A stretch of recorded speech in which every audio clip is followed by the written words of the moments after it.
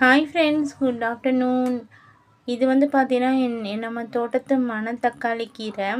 இதில் நிறைய பெனிஃபிட்ஸ் இருக்குது ஃப்ரெண்ட்ஸ். இதில் வந்து பார்த்தீங்கன்னா, வாய்ப்புண்ணு சரியாகும், அப்புறம் வயிற்றுல புண்ணு இருந்தால் சரியாகும், அப்புறம் வந்து கல்லீரலுக்கு ரொம்ப நல்லது. இதில் வீக்லி 2 டைம்ஸ் சேர்த்துக்கலாம். இதுதான் நம்ம வீட்டு தோட்டத்தில் நான் வளர்க்குறேன் மணத்தக்காளி. அப்புறம் தக்காளியில் பூ வந்திருக்கு பாருங்கள்.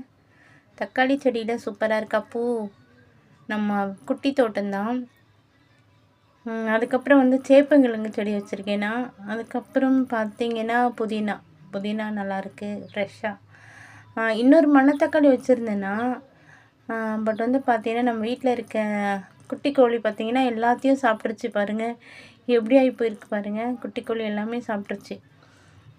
மணத்தக்காளி நிறைய பெனிஃபிட்ஸ் இருக்குது. அது நம்ம வீட்லேயே வளர்க்கலாம்.